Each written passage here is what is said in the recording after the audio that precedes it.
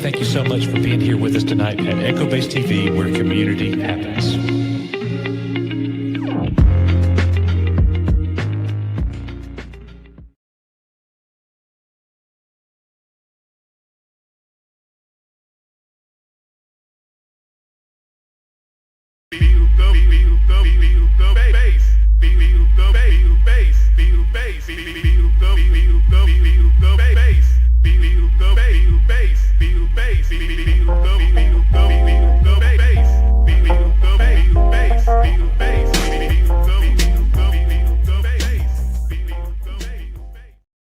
Hello, everybody. Welcome back. We are here. Finally, I am back from this vacation. Man, it feels like I haven't been here in so long. So I am very happy to be here with you all tonight. We got a great show planned. We got all kinds of things that we're going to run through and talk about and kind of let you guys know what we've been doing here lately. It's been a good summer so far. It's been really, really good, and it's only just getting close to halfway over for me. So I'm going to enjoy the remaining part of it. But Nick will not be on time. I know, big shocker, right? He got pulled into a work call. It's an emergency type situation for his job. He is not sure he's going to make it at all, but he will be here if he can be. So we'll be on the lookout for him. Hopefully he's able to join us. In the meantime, at least we have Rissman. That's right, Moff Rissman joining us as always. Can't wait. This is going to be a lot of fun tonight. And the most important thing, you guys are here. Thank you so much for being here at your EBN. So want to say hello to Humphrey Bear, Marino's Goat, Everscale, Venger, The White Snake, Lombardi 1969, Rogue Sarge. We also have with us Star Wars Mom. Hello, Star Wars Mom. Rissman is here. Angelina Serini, Darth Maul's lower half, Legion of Maul. We have Scott Westbrook. Speaking of Scott Westbrook, Scott with a $5 super sticker. Scott actually sent in a $10 super sticker on June the 12th, 2 weeks ago. He did it towards the end of the live stream, and we just wanted to recognize that Scott did that now. We missed that as we were shutting the live stream down. So, Scott, thank you so much for that super sticker that you sent on June the 12th and the one that you just sent right here. Thank you so much for supporting the channel, my friend. We greatly appreciate you. Let's see. We also have with us in chat our old friend Canadian Spider-Man. Good to see you, bro. Good to see you. Always brings a smile to my face, man. We also have Dan Grissom, Vincent Breeden. Donna Hergenrether is also with us. Good to see you, Donna, and all of you guys. Andrew Wall is here. And we have my friend Sodak Chopper. What is going on? Good to see you. Thank you so much for those coins and the stickers and the pins and all of that stuff. And it has been sent out to Nick and Rissman as well. What an incredible gift, man. Appreciate you very much, brother. I believe that's just about got everybody. Mercy. With a big $50 super chat coming from Matt Cave Gaming. Till all are one. Till all are one. Get those latest Transformers issues on me. 3 incredible volumes, EBN family forever. So these 3 issues of Transformers G1 came out. And he reached out to me, let me know how awesome they are. And then my man sends in a $50 super chat. Get those latest Transformers issues on me. Brother, that is incredibly generous of you. Thank you so much for a big, huge $50 super chat. We appreciate it, man. Wow. Yeah, we're going to have to get those. So thank you, bro. Thank you, thank you, thank you. It's all I know to say. And oh, hey, look. Matt Cave Gaming's assistant, Nick, is here. On a work conference call, listening in while I try to get this knocked out so I can jump in. Good. Well, get that knocked out and then ban this guy. Ban this guy. Good to see everybody. Thank you so much. We really appreciate the super chat and the super sticker from our friends Matt Cave and Scott Westbrook. So we want to play this video for you guys. We are You Are EBN. This is for you.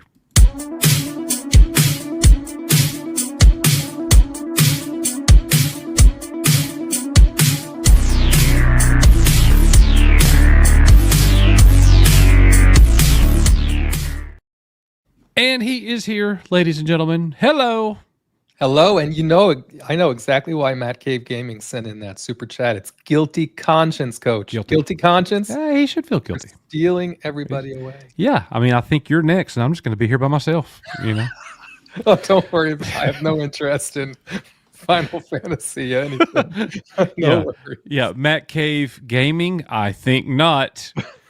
It's Final Fantasy Network is That's what right. It is. That's FFN. Right. No, seriously, that's good stuff, and it's awesome that you find a game that you enjoy and that just gets you like that. That's how I am right now with the toys, bro. Like, I have been so lucky to get these incredible toy deals lately. I've been working on restoring this Cobra Terrordrome. And I don't know nothing about nothing, but those figures look like they're in amazing condition for you. Just kind of finding them on a lark. They look great. They are. The guy took incredible care of his collection. He didn't beat up his toys. He wasn't like me at all. Look about gently played with. They don't even look like.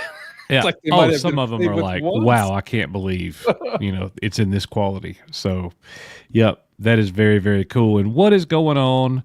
Joey in the house, and we also have Brogu. What is going on, gentlemen? Brogu, good to see you, man. Well, we got a lot of things going on. Before we jump into it, what's been happening with you? How's your summer been going? Give everybody an update for you. Hot, and I see some of Dan Grissom asking about my treadmill utilization. That was earlier. I don't have one at home. But you don't use the treadmill while we're streaming? No. Oh, okay. No. I thought that was like a fad that was going to eventually just grow. You thought so? You thought so? No. There can only be one. It's a good summer, I have to say. Here it's not. I don't know. I'm going to jinx it now. It's not been as hot here as everywhere else. They just went through this tremendous heat bubble, they're calling it, where, it was 100 degrees and all of this nonsense. It's been very, very hot in many places in the country, hotter than Florida, of all things. So definitely feel for folks who aren't used to it. Bro, happy it's not here, but it has been a scorcher down here. Yeah. Very, very tough. Yep. Let's see. We also, Donna just sent in a member chat here. 39 months. Whoa. Missed you. Not excited for Superman or Harry Potter. Have a great stream. EBN is the best fam on YouTube. Thank you so much, Donna. That's interesting that, I know that you were down about some of the Harry Potter casting decisions and things like that. I get that. I'll watch the show. We'll see. I have not been keeping up with what's being said about it in the news. So I don't know. So we'll just see about that. What is up, Papa Palpatine's Pizza Padawan? Been a minute, brother. Good to see you. I love the peas. All the peas. I love it. Oh, yeah. He's got them. So funny you just said that. My son just watched Highlander for the first time and loved it. Oh, bro, I almost watched Highlander. I'm actually sitting on the couch chilling with nothing to do type movie. But you know what? You know what got me? You know what pulled me right into watching Risman? What's that? Well, I sent you a picture of me watching Excalibur on the couch. I had to think for a second what the movie was. To tell you the truth. Yeah. So I actually watched, because of its lately we've had the 50th anniversary. I watched Jaws. Oh, yes. And did you see that there's a 5-minute intro that Spielberg just did? You can find the intro. I saw it on YouTube. I did. What is up, my old friend Jerome? Good to see you. But speaking of Highlander, I don't know that I clipped this out, actually. But, they're rebooting it. They have to. Yeah. And it has Henry Cavill, and now Russell Crowe has been confirmed to be joining as who is he joining as? Mentor. as Okay. Mentor Ramirez. Okay. This was very recent news, so maybe giving some hope to that. I'm hopeful. I think it's one of Henry Cavill's favorite things, right? So I'm hoping they do a good job. But now Russell Crowe, hopefully they'll put him in the gym a little bit, bless him, before he makes his He just needs Highlander. to go on a diet. Yeah, I mean, ever since Zeus, he's been a little bit on the pudgy side. He's gained a lot of weight. Yes. Yeah. Yes. But man, go back and watch Gladiator, and it's like, dude was ripped. It's night and day's difference. But you know that we get paunchy as we get older. We do, and it gets harder and harder to unpaunch. Yeah, yeah. So, you know, but hey, Henry Cavill, you know, in Highlander, I can buy that. Sure, I can buy that. You know, that's got a chance, I would think. You know, so guys, we're gonna go ahead and jump into. We're gonna go ahead and jump into the agenda for tonight. We're going to start out with plenty of news in Star Wars. Then we're going to move on to some other things. So buckle up as we go through all of these things. And before I do that, we just want to remind everybody that there are 4 ways to support us that do not include any Rachel Zegler content. You can join the channel membership. You can join us over on Patreon, where we get things up, videos and audiobooks and things like that. You can send in a super chat and join in on the conversation, and most importantly, just being here. So thank you guys so much for all of that. All right, Risman. So up first, we've got the Mandalorian director clarifies, and some of these are going to be little quick hitters, guys. You know, we didn't have a show last week, so we're playing catch up a little bit. You know, there was this news that came out a month-ish ago, 2 months ago. Bryce Dallas Howard talking about the return of Mace Windu, giving people false hope that he'll be back, saying how much she would love to work with Sam Jackson, and you know, and would love to work with Sam Jackson in Star Wars. And people are like, yes, Mace, is it going to happen? Well, she basically just, I wouldn't say she stomped on the dreams, but she was asked about it. And she says, well, I mean, I want to work with Sam Jackson just no matter what, in any circumstance. And I also love working in Star Wars. I harassed Dave Filoni about a lot of things, and bringing Jackson back is one of them. However, those conversations have not added up to anything. So I don't think there's a whole lot of hope there. Now, to my knowledge, Dave Filoni has not come out and said Mace Windu is dead. Do we need Mace Windu in Star Wars?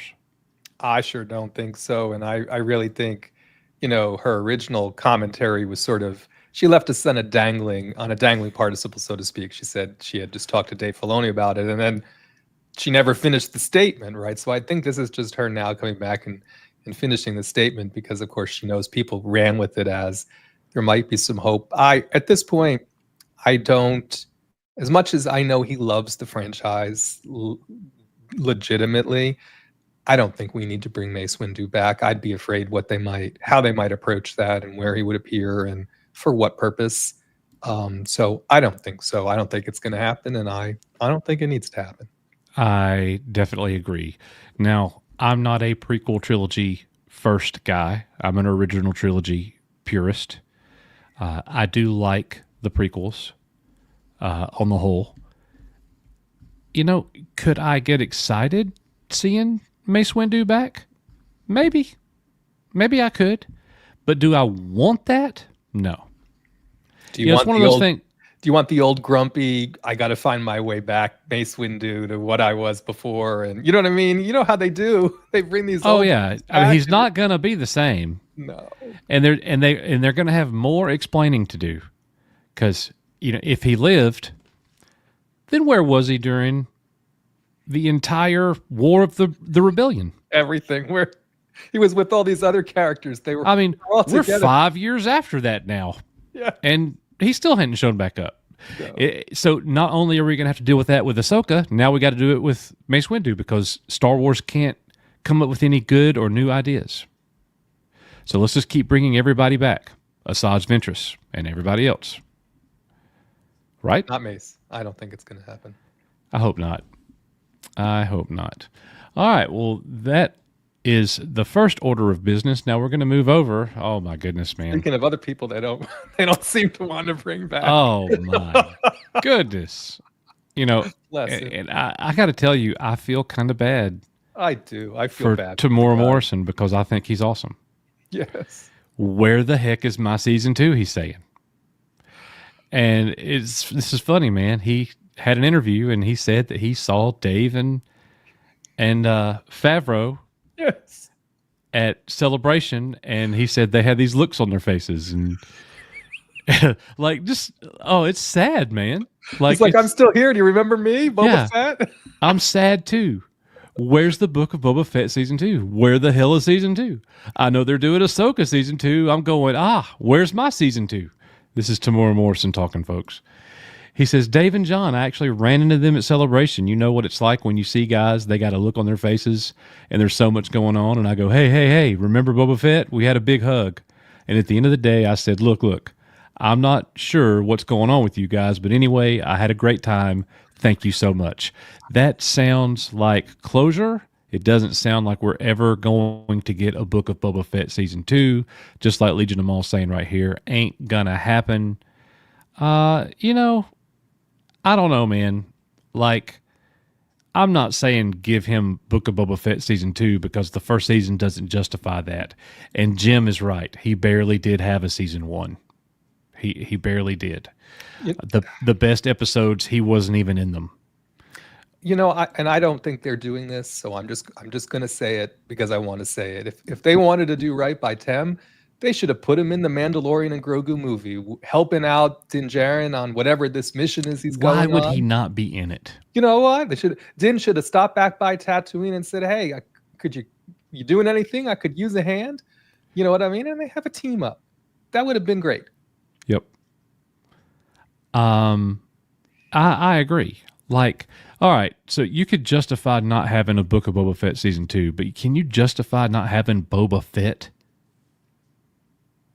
When you've clearly spent quite a bit of effort now documenting the fact that he's still around. What was the point? I mean, all that hype and that episode where he first shows up in Mando. I mean, I've talked about it a million times on here. That was one of the best episodes that we've gotten from Star Wars since Disney bought it. One of the best. Maybe they're saving him for the Dave Filoni movie that may or may not ever happen. Oh my goodness. Well, let's talk more about these movies. It's so hard to keep up with Star Wars news because it's just every headline gets so strung along and it changes all the time. And eventually you just forget. You just forget about it. Damon Lindelof was writing a Star Wars show? What? A movie? How long ago was that now? Yeah, Which one exactly. was it? Which was it more than one? Do we even remember? How many was it? How many writers did that have? Like, oh man, the boneyard, the graveyard of fired Lucasfilm employees is extensive. So, all right, I'm going to shut these down as we cue them out. So, speaking of troubled productions. Yeah. So this Rey has been delayed. The Rey delay has happened again. She is now looking at being the third movie coming out.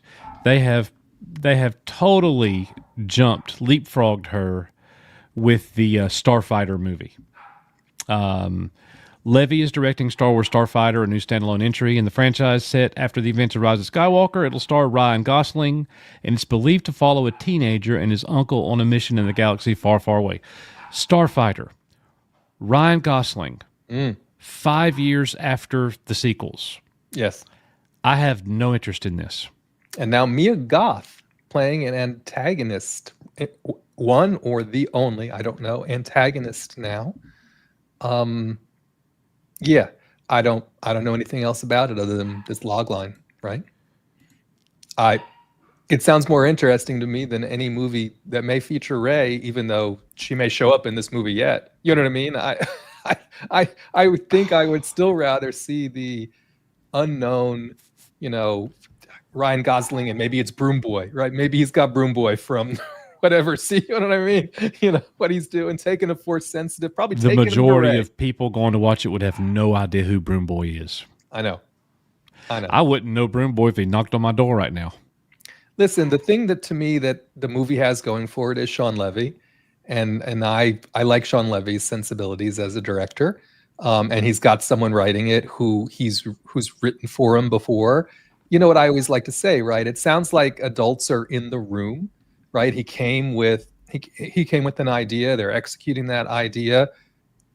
Maybe it's the recipe for success. I don't know, but I would still rather get that than this Ray movie. So, you watched any good movies on Netflix or anything new lately? On Netflix, I've watched a lot of series on Netflix.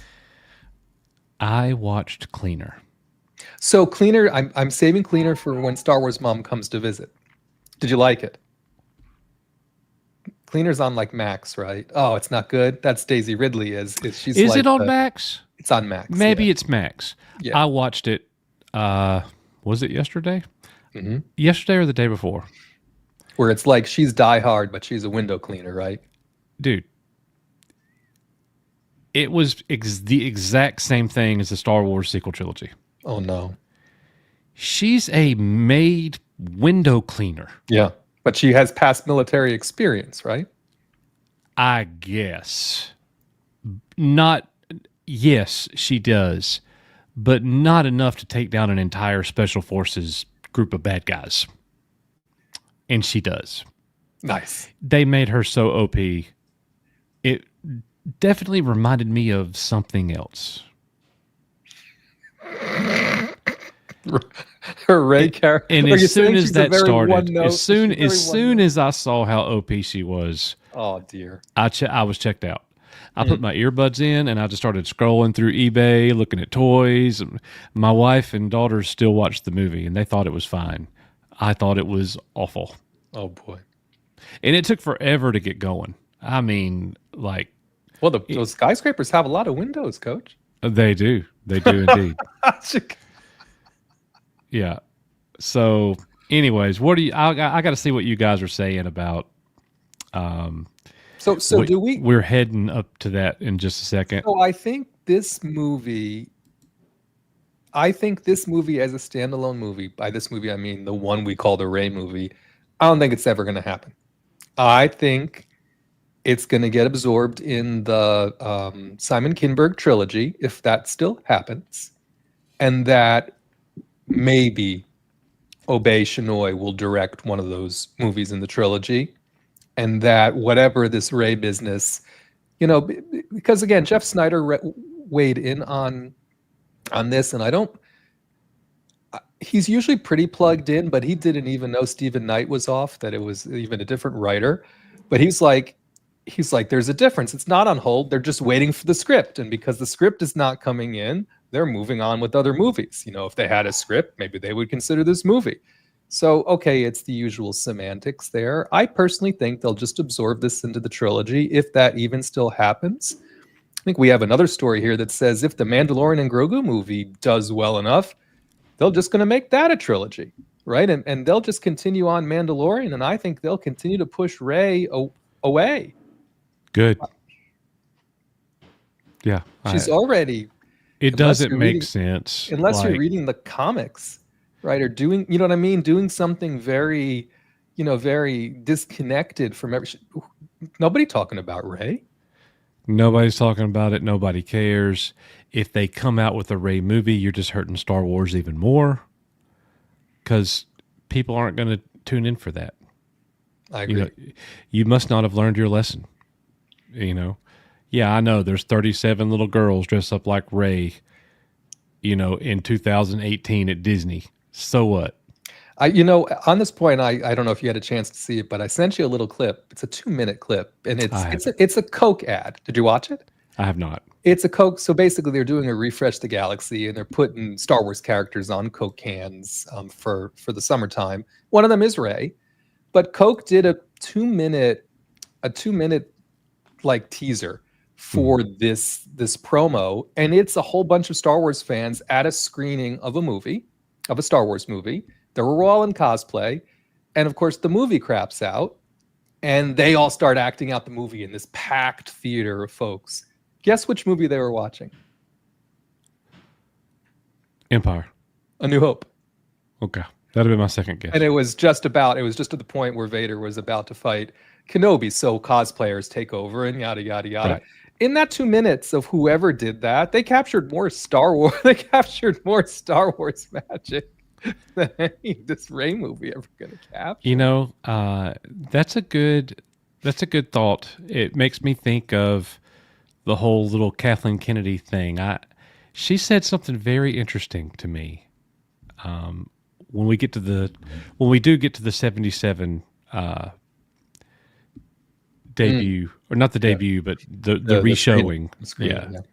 Yep. So we're going to move on here. So up next, there it is.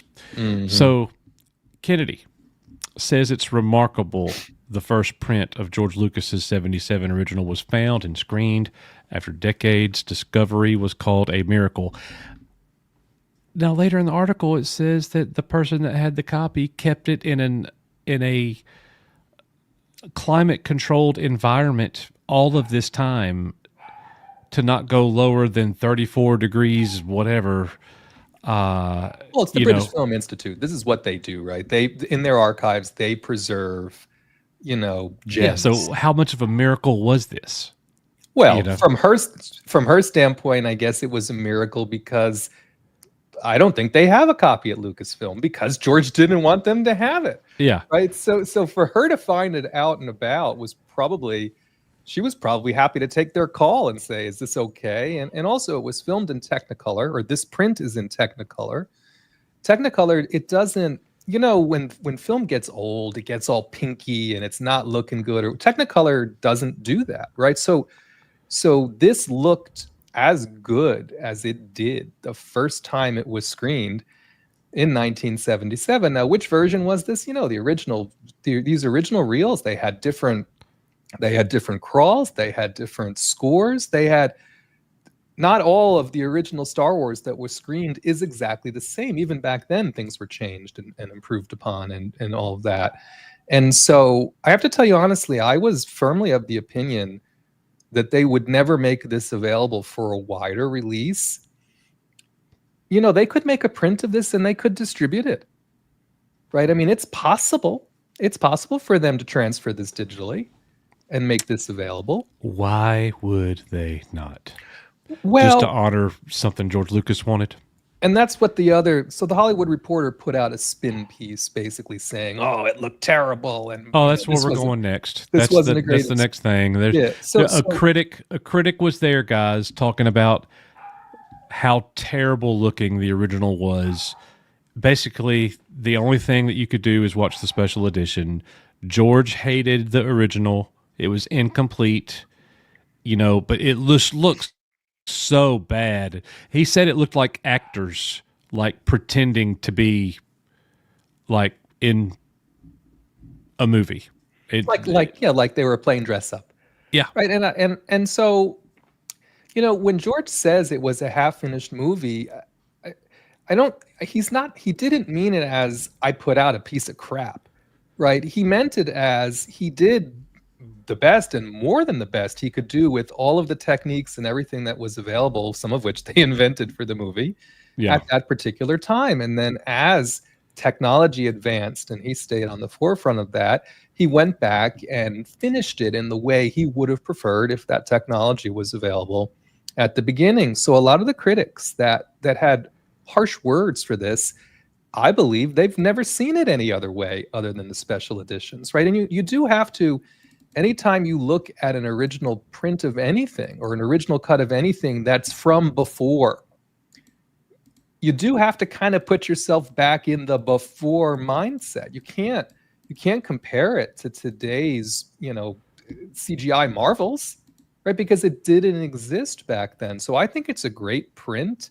On your point, from a nostalgia standpoint, if they wanted to do the 50th anniversary upright, they should make a print of this thing and they should distribute it. Yeah. So, guys, I don't know how long it's been for some of you. Many of you will have this. This is the despecialized edition. This is what you would have seen in the theater in 1977. Maybe not in like HD quality like this is. Right. They sharpened it up. They made it look better. But this is what they're saying looked like garbage, looked like trash. Right here. Well, sorry, not right here. Let me. Well, and on your point, right? They're going to see it not with the sharpening. Here we go. You know what I mean? But it's still basically going to be like this. Now, a lot of time has passed for people. Now this scene right here, totally different than what they did at the 97 special edition. Mm-hmm. That 97 special edition, this scene, wow. But dude, I still prefer this. I still prefer the originals. The old, I'm not even going to say crappy looking because it's not. Just keep looking, guys. Let's go. Here we go. Some of the dog fighting.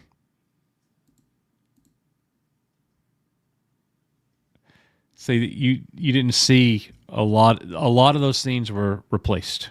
Yeah. And some of them people forget. It's been so long since they've seen it. And then you go to, the celebration on Endor, the Ewok celebration. Totally different flavor. I missed that. Oh yeah. And it's so funny to me. I like to watch reaction videos. Nick loves watching reaction videos. If you go watch a Return of the Jedi reaction video today, mm-hmm. you could pull like 30 of them up.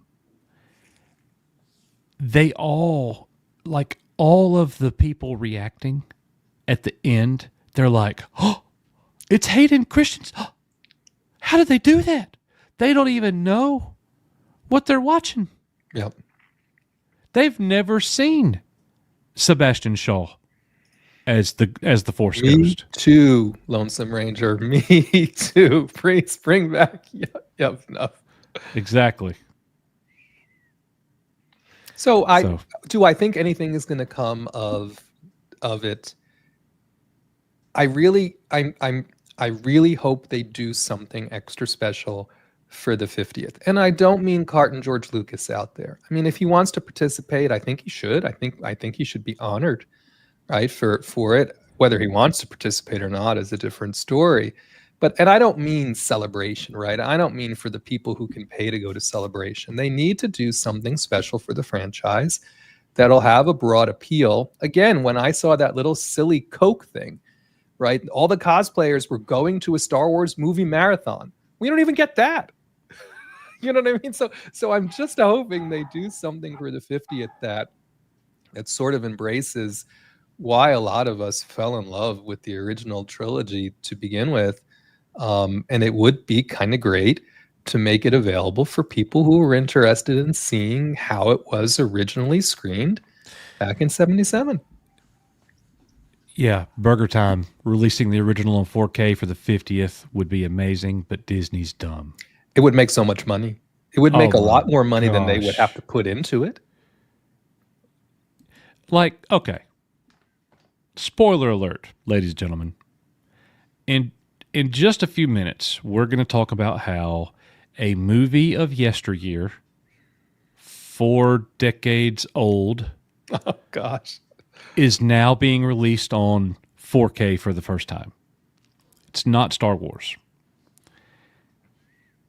If we can justify this movie, which I love, by the way, I'm not telling you what it is yet.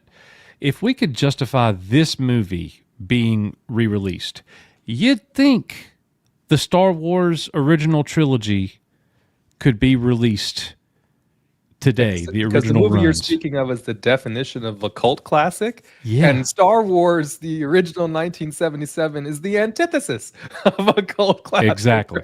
So I really, and maybe they'll surprise us, right? I doubt it. But there is a glimmer of hope in the fact that she went there to quote unquote legitimize the screening. And she was allegedly already in London, by the way, because they're in Starfighter is in pre-production and they're doing it at Pinewood. Right. So she just kind of popped by, right, to say a few things about it. I guess we'll see in a couple of years. And I saw somebody say, God willing, George is even still with us, although he looked pretty perky the last time he was at a public event. So I'm hopeful he'll still be with us, for them to really do something special for the 50th. I'm with you. I'm going to be interested to see what they do for the 50th. We're getting closer. I mean, I hope it's more than what they did for Jaws, which, hey, still, Jaws 50th. Well, and so they are, I think, it's Labor Day week and weekend. They are giving it a theatrical re-release. So for anybody who wants to see, and they'll probably put the 5-minute, because they put that on Peacock and NBC, they'll probably put that in front of it. But for anyone, myself included, I don't think maybe when it's been re-released before, I've seen it.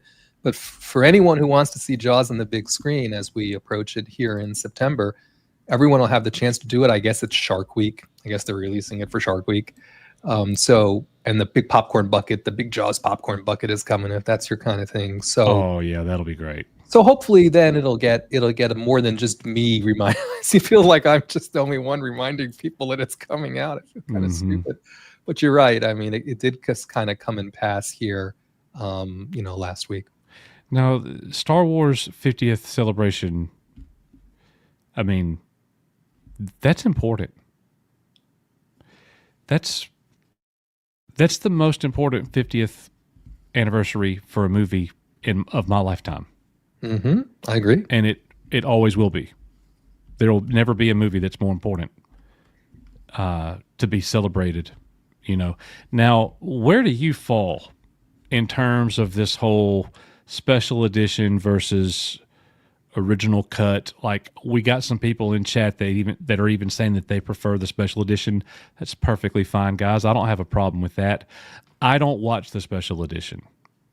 When somebody else is watching it, or like if I go into a Best Buy and they're playing Return of the Jedi in there, this has happened, and they get to the moment where Vader goes, "No,"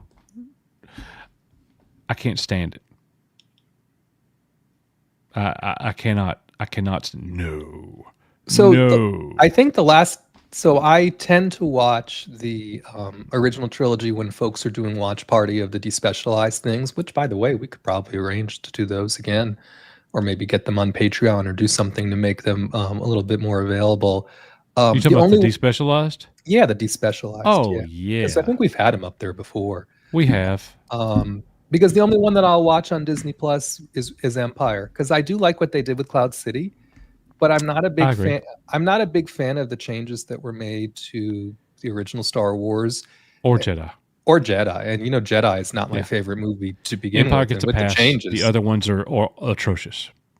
But what I like, because Cloud City to me always felt a little lacking. So I really liked what they did with Cloud City and Empire, and I can't think of another thing that I see in Empire from the special editions where I kind of cringe and I'm like, ooh. Yeah, but I didn't. I thought that the little bit longer Wampa scene was really good with the new shots. Yes, of the made it a little scarier, right? I don't know. It just added. I thought that was better. But man, you go to Jabba's palace, take me out. Yeah, I know. Don't. It's too much. And what they did to what they did to Tatooine. Oh yeah. In Star Wars, there's Agreed. And I get it, right? I mean, I get what he was doing and the novelty behind it and all of that, but some of those things, the charm, and I think that's what's very hard to, the campiness and the charm and sort of the wistfulness of the way it was before he did the tinkering, at least for myself, it made it's kind of part of what made it special. And so it's funny, these other things now that they call the special editions and the changes that have been made post then and all of And this. like Andrew's mentioning here, the Blu-rays came out with more tweaks. That's was when they always- added yeah. the no and stuff. Yeah. Kept going and going and going right up until he sold it, right? I mean, the only good thing about the sale is they stopped tinkering with damn things. Ewoks are blinking now. Come on, man. So sadly I don't spend as much time revisiting. This is such a silly statement for me to make, but I've rewatched the prequels now many more times, it feels like, than I've watched the version of the original trilogy, which is available on for streaming, absent Empire Strikes Back. Right. Every now and again, I just want to have that comfort food, and I just want to go back and watch Hoth and just see it.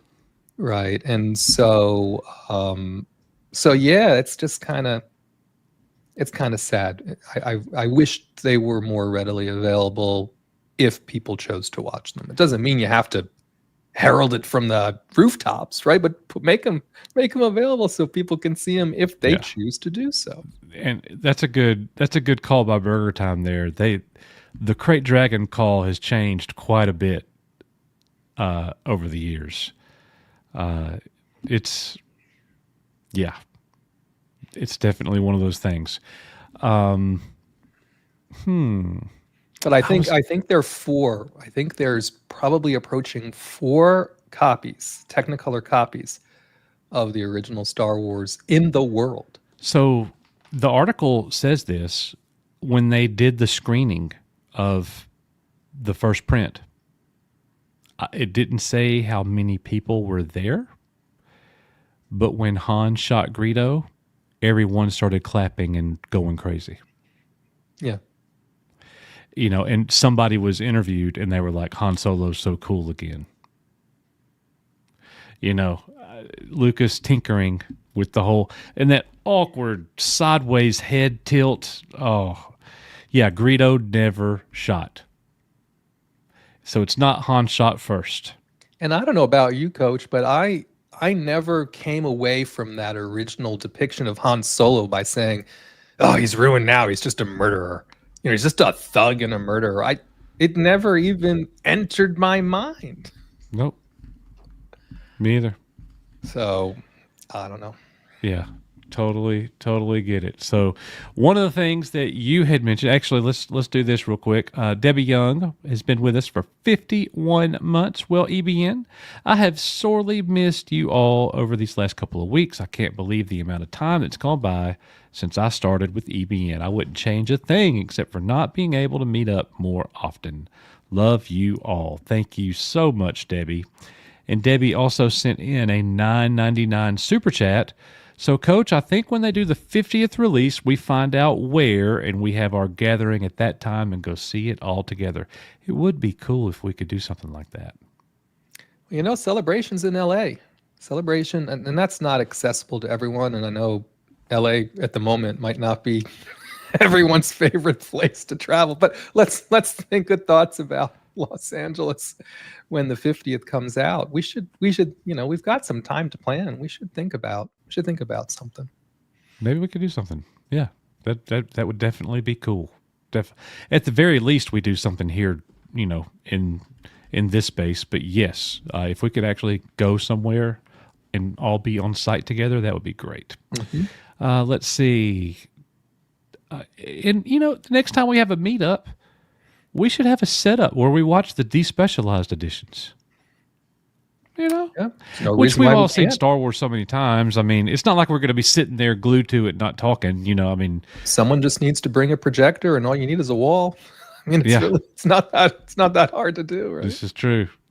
All right. Well, Debbie, thank you so much for the member chat and the very generous $9.99 super chat. We appreciate that and love you very much. Ted's Nerd World member for 53 months. General Kenobi. Years ago, you served my father in the Clone Wars. Now he begs you to help him in his struggle against the Empire.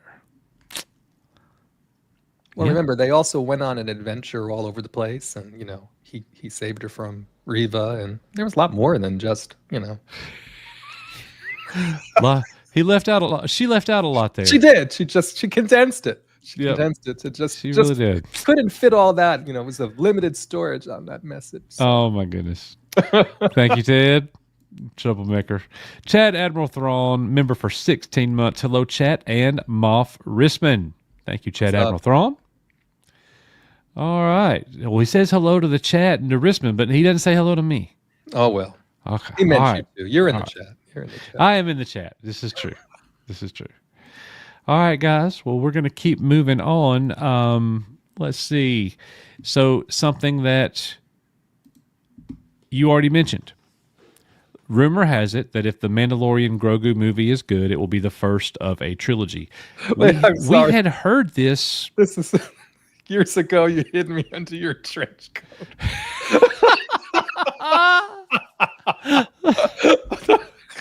Sorry to interrupt, but that's just too damn funny. Oh, good times. That is great. Justice for Wade, Coach. Justice for Wade. That would be a good meme. Because there's Leia talking to Ben like we've never met. I know. Like she didn't help him get his mojo back.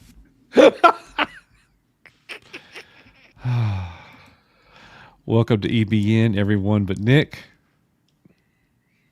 Oh, I'm not in the Imperial ranks. Oh, that's Got true. it. That's true. Got it. He did say Moff Risman. Yeah. Oh, man. Anyway, the trilogy that will... Sorry, bro. Mission accomplished, Coach.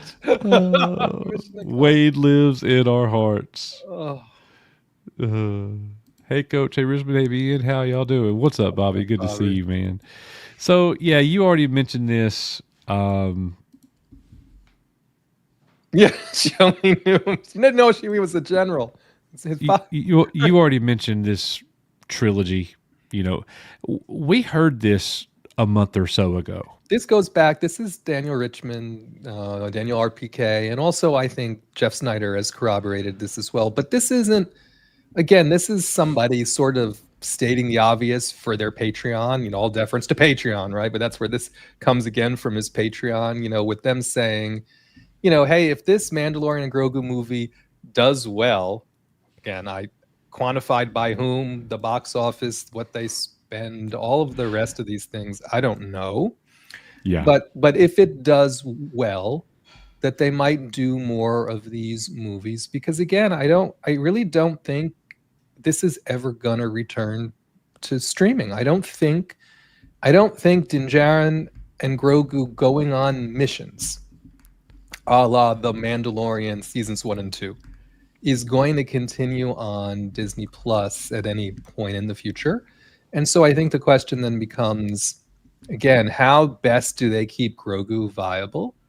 And again, I think if this movie does well and people want to see more missions with them on the big screen, and they can make it for $150 million, and it makes $600 or $700 million, $800 million, worldwide, it's just common sense they're gonna make another. They're making 16 Toy Stories, for crying out loud. That's all they do is make more.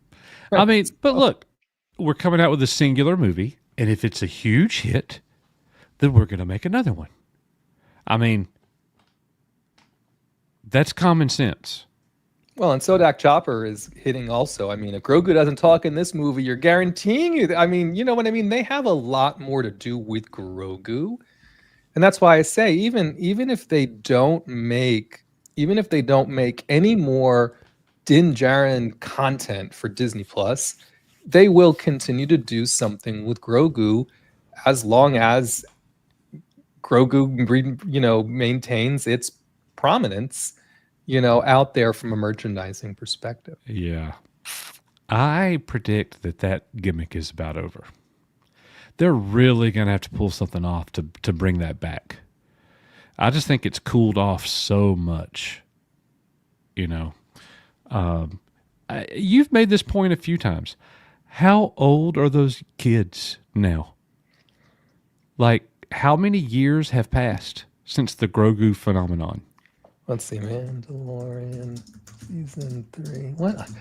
time getting away from me now even more. So Mandalorian season 3, March the 1st, 2023. So even that's the last time Grogu was prominently. But when did he debut? Well, back in 2019, So right? 6 years ago. Yeah. So all I'm saying is and by the time this movie comes out, it's going to be one more year from now, right? So you're between 4 and 7 years from your first entrance in to Grogu. If you were 8, now you're 15, 16 years old. You're not Groguing it anymore. Exactly. So that's why I think there's something about them putting this on the big screen where they're wanting to capture the interest now of people who are 7 or 8 years old, right? And bringing them into the franchise in a way that doesn't require them to go back to the beginning, that gives them this entrance on the big screen and continues it on. And so on your point, I think that's where they continue to make Grogu appealing for younger families, or families with younger children. And you're right, a lot of the kids have aged out now. And those of us who thought it was kind of a cute gimmick, well, I can speak for myself. We're way over it by now. Yeah. Especially after season 3. Yes, I agree with that. And fan favorite character? I like how they had to put one of the sisters, right, from the Acolyte in here. And of course we know Andor, and so it's so funny, they put 2 ostensibly canceled things. There's only one possible character in this list that could really come back. Can you remind everybody of this character's name? So this is Jod Nawood. Jod Nawood. Right. This is our favorite pirate. Be a pirate Jedi, right? I still think they should have had Hondo in the damn series, for goodness sake. But anyway, this is our friend from Skeleton Crew, which was left a little bit unfinished. Again, I know Skeleton Crew wasn't everyone's cup of tea, but John Watts and Chris Ford, oh gosh, and everybody else who was involved. Again, this series is from the Mandalorian season 2 time frame, yes. Right? So they had a little bit of stuff going on there. There is some thought now that his character Jod will somehow continue on. And in a related story, which I didn't put in here, they just recently put up a new map of the galaxy. Every now and again they put up a map of the Star Wars galaxy and they sort of fill in the blanks on everything that happened. And so it just turns out that the planet of Ad-Atten, where we left all of these folks, is right smack dab next to Dathomir, right? And we know what's going on at Dathomir at this time is Thrawn's just shown up, right? That's where they went after Ahsoka, trying to bring them together. And of course, he's going to need money. You know what I mean? I think there is a logical opportunity here for them to continue to do something with that if they wanted to. And then, of course, recently, I forget what John Watts is out and about, but Collider or somebody just interviewed John Watts and said, hey, we know you love Star Wars. What's going on with Skeleton Crew? Would you ever do more Star Wars? And he was like, yeah, I love doing Star Wars. I would do anything in Star Wars again. That's all I can say about that. Every time, if I say any more, you're going to get me in trouble. Right. And then they changed topics around movies, and he's like, oh my gosh, this stuff is great on the big screen, and John's doing his thing, and Dave's doing his thing. I mean, Watts knows how to make a movie, right? I mean, this is just one of those other things where logically they have somebody in their repertoire that didn't screw it all up, that actually knows what they're doing, that loves the franchise. I do believe we'll see some of these characters again somewhere, sometime, because the series did better than Daredevil Born Again, if you can believe it, right? I mean, maybe that's not saying much, but all I'm saying is that the series has some staying power, and these characters are not the worst characters that they've given us, so it wouldn't surprise me. And Jude Law is a great actor. He is. He is. It wouldn't surprise me to see him pop up again, but do we need him to? Is there excitement for him to? Mm-mm. I wouldn't go that far, you know. It would make way more sense for Tamura Morrison to show back up as Boba Fett. 100% agree. I mean, but if you think about it, they both had series that are kind of left. They're in the dangling category, right? If you think about all the series we've had, it's Book of Boba Fett and it's Skeleton Crew, right? Where the characters are left in a place where they can continue. And right now, the only one they're continuing is Ahsoka. Right. Obviously, there's no surprise to why. Sure. That's Filoni's baby. He's got to set his movie up. Well, and you know what? I if you want the honest truth, I don't think he ever wanted to make that movie. I still don't think he wants to make that. I still don't think he wants to make that movie. Right? I think he would be very happy to continue Ahsoka-ing it on Disney Plus or helping do Mandalorian movies or whatever. I don't think he's in it. No one talks about it. Of all the movies they talk about, we didn't finish the other story was talking about the fact that they believe James Mangold's movie is going to come next. Yes. So we're getting Mando and Grogu. We're getting Starfighter. It's a Dawn of the Jedi, I believe. Right. Now it looks like Mangold is next before Rey. If Mandalorian Grogu does well, will they want to slide in another Mandalorian and Grogu before James Mangold? Probably. Would they want to get cheeky about it and maybe give us a couple of Star Wars movies in a year? Maybe. But you know what I mean? So we're in that phase right now where since nothing has been announced, we have to wait and see. Yeah. Well, you guys see the comment here from our old friend Jerome. Which is a stronger product right now, Disney Star Wars or Disney Marvel? Chat, give him your answer. I'm going to actually say Marvel is stronger than Star Wars right now, but it's still horribly bad. So they're both in bad shape. It's an interesting, when you think about it, it's very interesting, right? Because Marvel appears to have had a plan, through their phases and what they're doing. And again, I think some of that got a little hoked up with the whole give us content, get it on Disney Plus, but again, they had a plan of what they were executing against. The plan didn't end up being good. Right. Whereas on the Star Wars side, they kind of didn't really have a plan. No plan. The Mandalorian was our plan was to have no plan. Well, and the Mandalorian was a test. And if you remember Mandalorian season 1, they misjudged the Grogu of it all. It was Werner Herzog was like, you realize the star of this show is Grogu, right? Because remember, it came out, they had no merchandise, they totally even misjudged where they were going with the Mandalorian. So they've kind of, any win I think Disney Star Wars has been accidental, whereas on the Marvel side, they were very programmatic about it, and it's been a disaster. Yep. And you guys most of you are saying Marvel is the winner of the two. Many of you are saying they're both equally dead. Chat Admiral Thrawn with a $2 super chat. Hey, coach. Oh, that's my very man sweet. says. Very sweet. So, Chat Admiral Thrawn, this one's for you.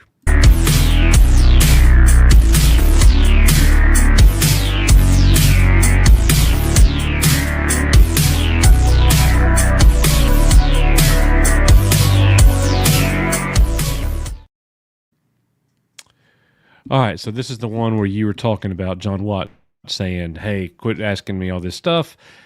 They're asking him what's his future involvement in Star Wars, if any. And he's like, I don't know. I can't talk about that. He didn't say I'd love to do it again. We'll just keep it at that. Like when they left us, when they finished interviewing for Skeleton Crew season 1, they had a lot of ideas. By the way, Skeleton Crew season 1 was supposed to be a movie, right? They have a lot of ideas, and whether this chat agrees or not, right? From how Disney sees Skeleton Crew's performance, it performed.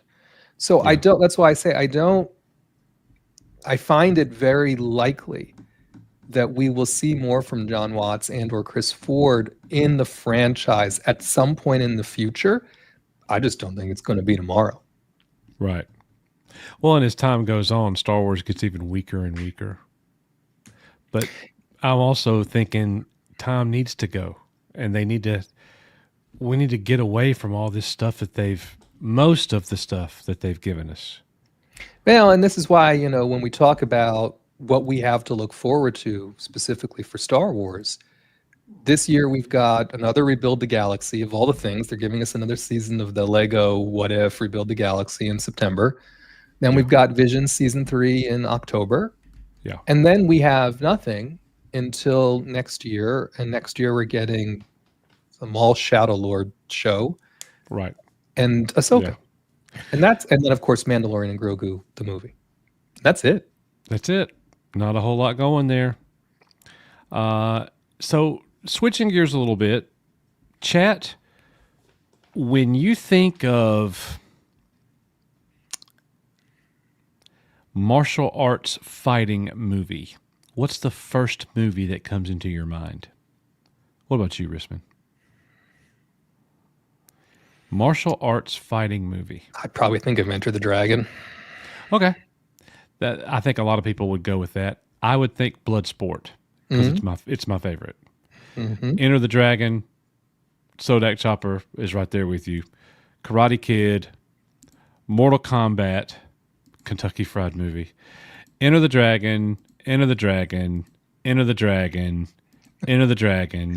It's kind of the Blade. textbook response, right? Rush Hour. All right. So that was just a warm up, chat. That was just a warm up. Risman, you can't play on this one. Because I know where you're going here. When I say sword and sorcery fantasy movie, what movie comes into your mind then? Sword and sorcery. This is probably my favorite genre of movie. Mm-hmm. And there's not a lot of good ones. No, they're not. And some of them are they're very culty. They're very they have a very particular following. Yeah. Lord of the Rings, Conan the Barbarian, Excalibur. Just watched it the other day. If I was going to answer, I would have picked Excalibur also. Yeah. Fellowship of the Ring, Lord of the Rings, Beastmaster's a good one. Willow, Mm-hmm. Wizard of Oz, Wizard of Oz. Beastmaster. Yes. Beastmaster's good. Yes. Dino's Reviews has an interesting answer. Jerome, The Princess Bride, Harry Potter. But that's the one right there. We got one Krull. I was wondering if we would even get one Krull. That's the one right there. If you've not seen it, or if you love it like I do, Krull is coming. A special. It's not even an anniversary. It's a 4K version finally coming. It's been cleaned up and restored, and they have behind the scenes. They've got. And it's going to look beautiful. They've got a cast watch along with Lisette Anthony, with the director and Ken Marshall that played the character, Colin. You're going to get to hear them have a conversation throughout the entire movie, which is awesome. They've got a featurette video. I can't remember what it's called, but it's basically about the making of the movie. Mm-hmm. So, yep, it's got Liam Neeson in it. This is a must buy for me. This is a must buy. I knew. I don't even know. Does it say when the pre-orders come up? I don't remember what the article said. Oh, it has to. And September 16th. And every week I watch. So I got to give props. Every week I watch.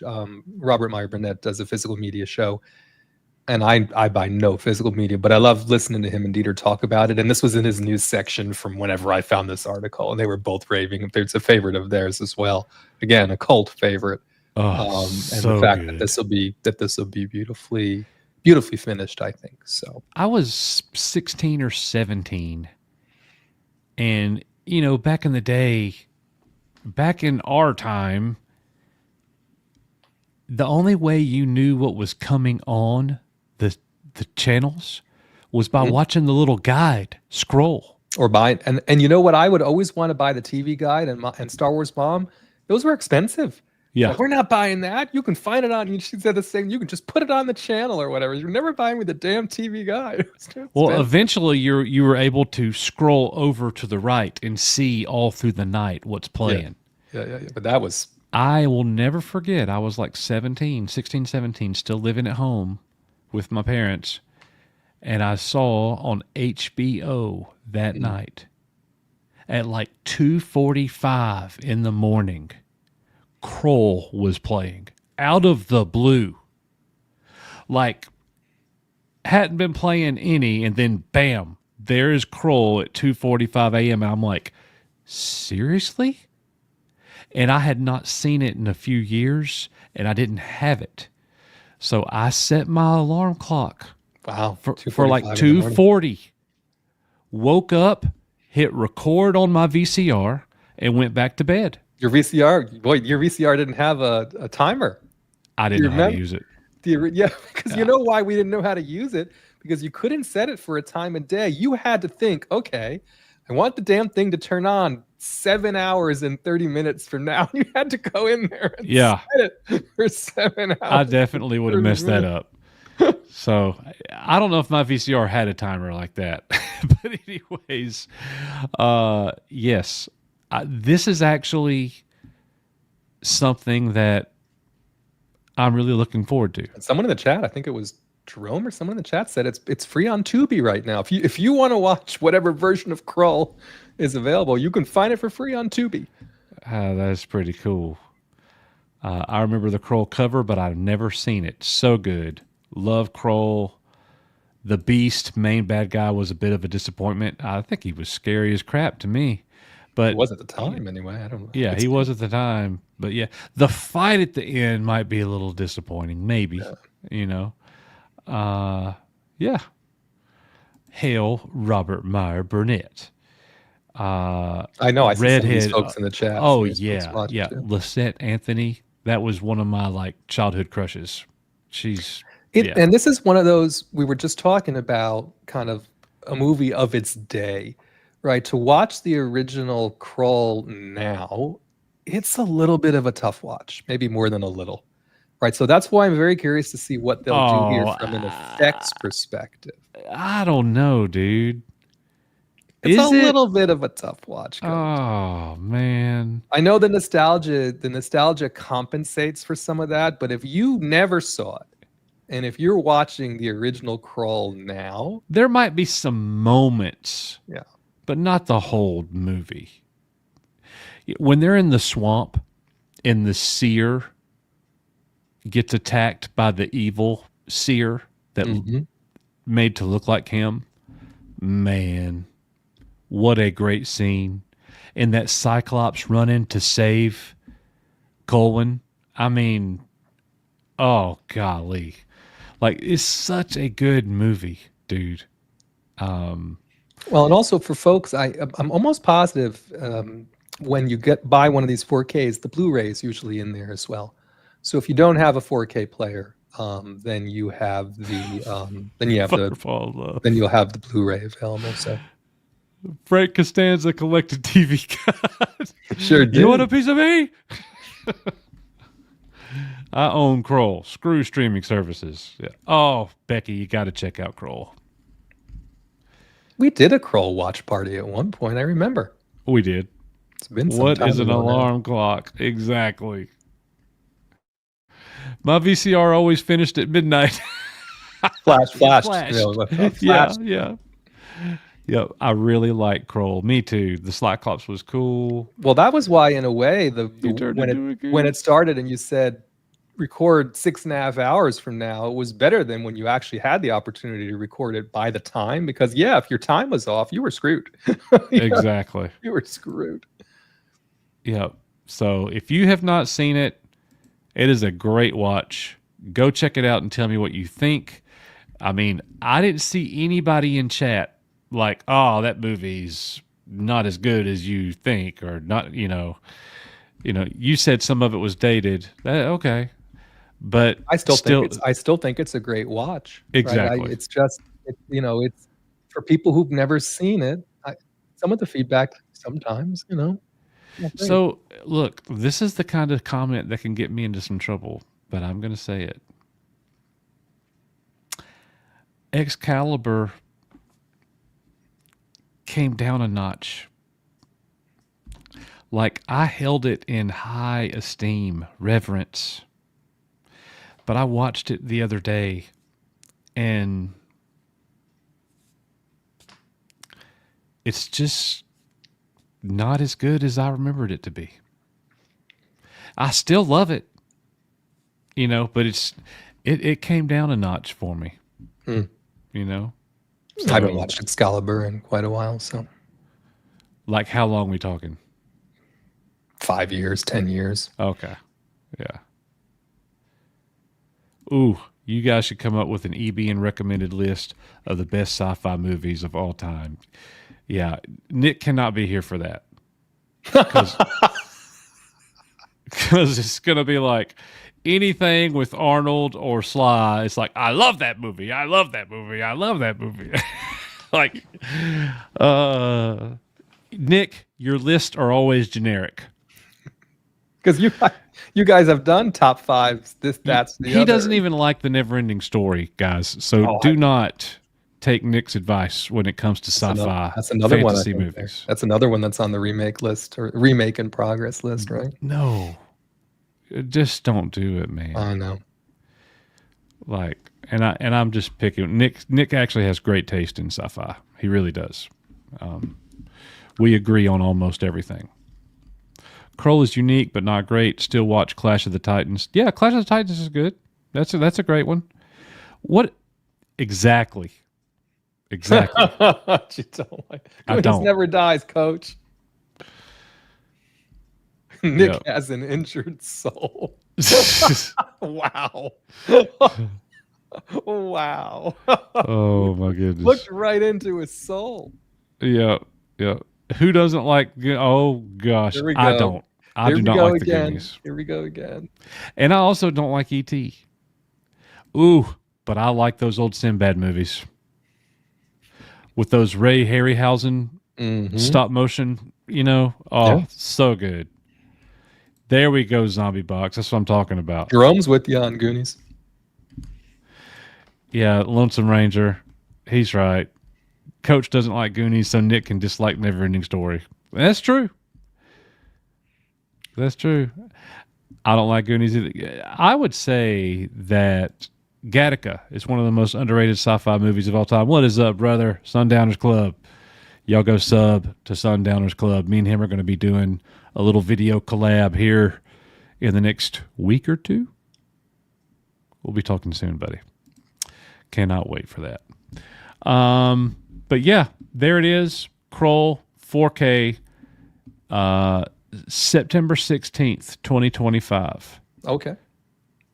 In a limited edition steelbook. It'll look pretty. Am I going to be able to get that on like Amazon? That's the only place you'll either be able to get it there or on a boutique distributor, but probably Amazon unless it tells you different there. Journey to Kroll featurette. All right, here we go. Let's do this. Let's just do this, okay? We're gonna watch the trailer for Kroll. That's fine. We're gonna get, when we watch Naked Gun later, we're gonna get zinged anyway. I'm gonna be muting all night. It's fine. Play it. Because that Police song got us the last time, but it's worth it.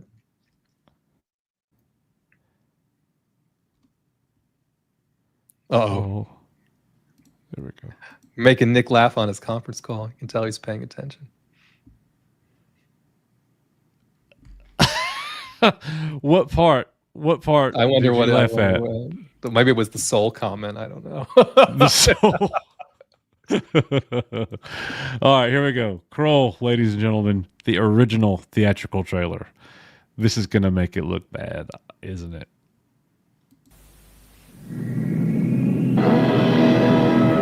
Beyond our time, beyond our universe, there is a planet besieged by alien invaders, where a young king must rescue his love from the clutches of the beast, or risk the death of his world. A world called Krull. On his help! We'll fight together. I knew it was the soul comment. He said his exes took his My soul. exes took my soul. What's that Harry Potter thing where there's like there's 7 of them and I don't know. Is that the extended universe? like a Hulkrum or something? I don't remember. Horcrux. Horcrux, yes. Nick has 7 Horcruxes. His soul has been spread out. To this world have come the Slayers and their overlord, the Beast. If you consent to be my queen, I will halt the attacks of the Slayers. Their incredible power has taken the planet by force. This trailer sucks.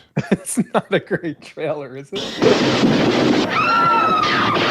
Their inhuman savagery has got to be stopped. And these are the ones who must stop it. Thieves. Let's just kill them and be done with it. Warriors. There's speaking of Harry Potter.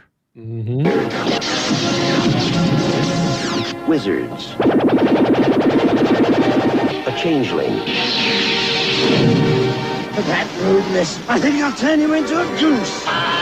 A cyclops. That's the second time you've saved my life. A child.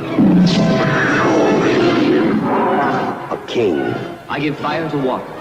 It will not return, except from the hand of the woman I choose as my wife. Unlikely allies. You know, Ken Marshall didn't do a whole lot of films after this. Well, you heard him. We are now an army. Battling an unbeatable enemy. Unbeatable. For the life of the Princess Lissa. He's too powerful. And the freedom of the planet Krull. Courage lives in many worlds. But the bravest of all is Krull. A world light years beyond your imagination. Beyond your imagination. They just copied the original Star Wars trailer pretty much. And it's just a bad trailer. Yeah, that was garbage, guys.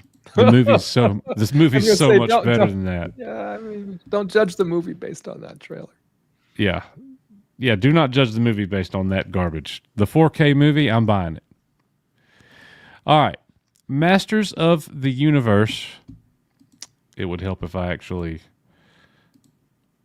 pulled up the right screen. Here we go. All right. So tell us about this, Risman. Masters of the Universe He-Man Nicholas Galitzine. Is that how you say it? Strikes the hero pose right here, doing his best He-Man pose. So this is it. This is like one of the first official images of him as He-Man. And I think there's a non-black and white version still in this profile. Apparently he bulked up. He was not a big guy. Apparently he bulked up quite a bit for this role. Again, for the people who saw, they did a very big sizzle reel for this at CinemaCon, apparently, that really focused on the costuming and the set design and just really showed off all the characters and told a little bit more about how the story was going to go and all this sort of stuff. I said it was impressive. So I don't know that we haven't had great Masters of the Universe luck here lately. So this could be either along those same lines, or maybe this will be a pleasant surprise. They seem to be taking it seriously. And I think this is an Amazon. Is this an Amazon? It might be. So there you go. yeah. So look, I swear, I bet he is over there in chat. What did you want to bet? Probably, because usually it's only him in chat. Well, not only, but you see a lot of him giving tips, so it looks like him. Yep, he's already there. Look at this, y'all. Look, I'm going to pull his. This is Matt Cave. And he's live streaming right now. And look, he just highlighted Nick's conference call. Or let's go on a work conference call. We'll chime in when I can. All right, here. So let's do this. Nick, we are streaming now. Maybe come to your channel maybe. Like, maybe. You know? Let's Is he gonna highlight it? Oh, you know he is, and I'm gonna play it. I'm gonna So bad.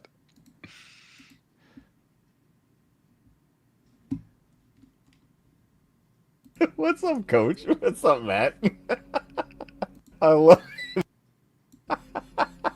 We go. Here.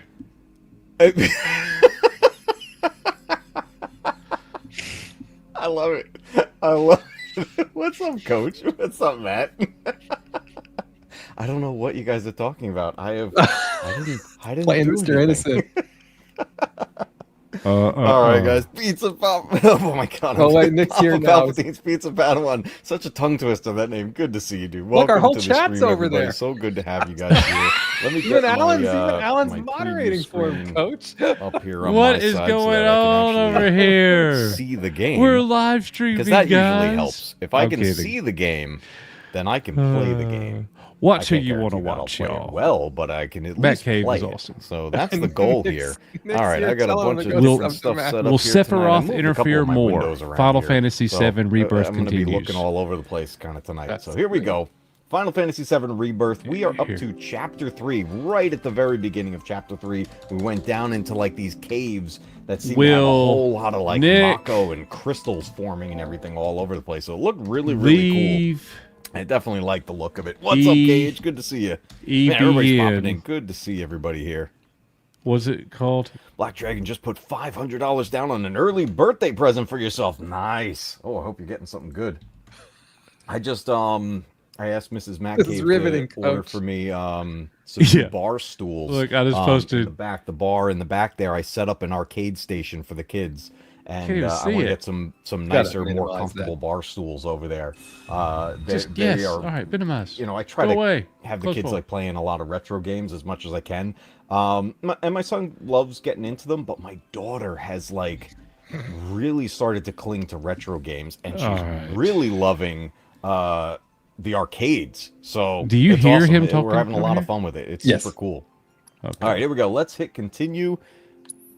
You know what's weird? I don't see it on the stream. He's I'm probably getting not some going to see color that. banding. Anyways, All right. Like Next, get him out of here. next, Get him out of here. you're fired, Matt Nick's Cave. already in our chat telling everyone to subscribe to Matt Cave. Doesn't matter. Oh, Lord have mercy. Okay.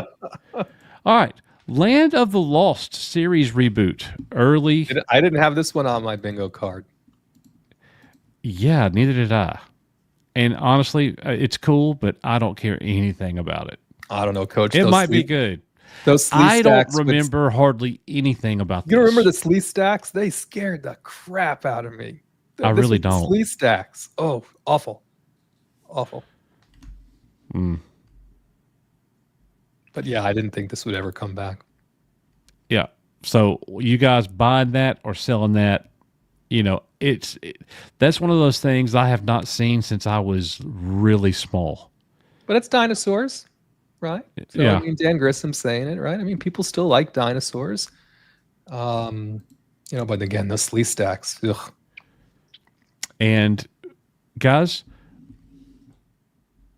popular video games of the 1980s.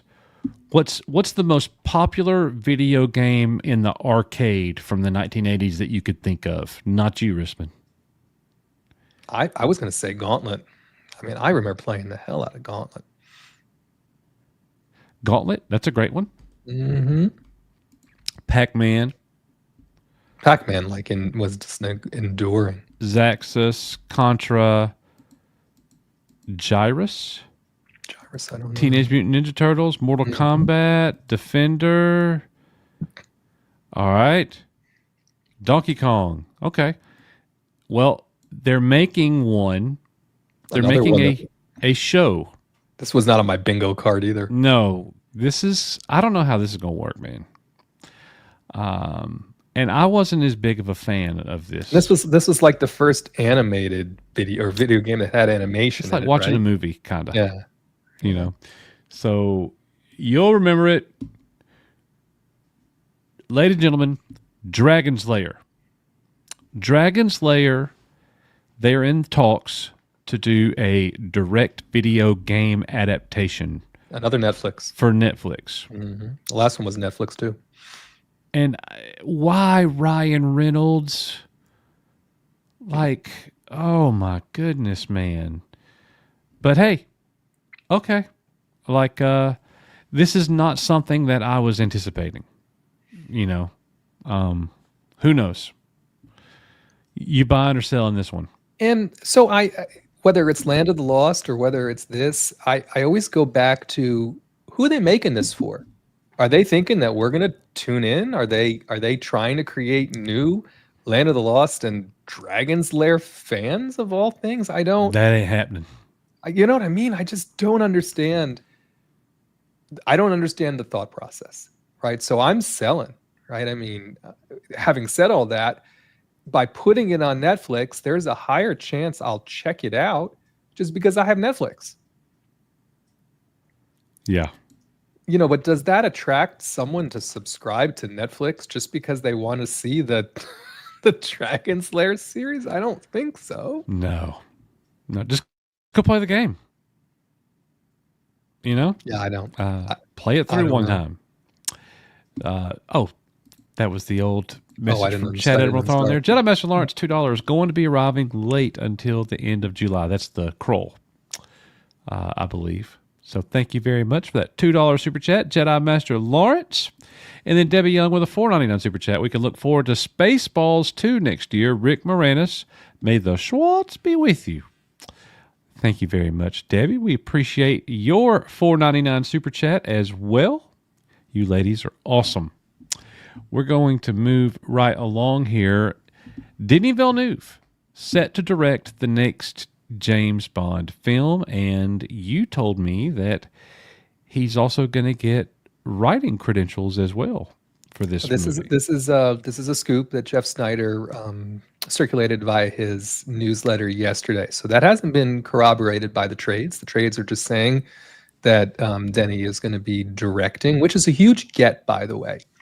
But according to Jeff Snyder, this was kept so quiet that when it was announced, there were senior level people in Amazon that had no idea this was happening.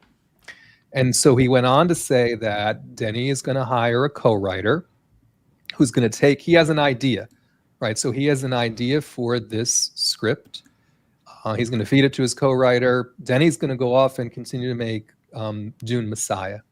So we're not going to see much. I don't know when this is supposed to come out. It probably says here in the article somewhere when the movie's coming and whatever. But he's going to go back and do his Dune Messiah thing.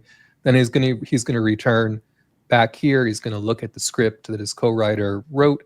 They're going to make some changes, and then they're going to proceed with casting. Right. So I know we've had some casting rumors. I kind of thought that even if he has an idea or whatever, that they could probably proceed with at least casting Bond. Right. I mean, I'm sure they'll know. I don't know if it's going to be a period piece. I don't know.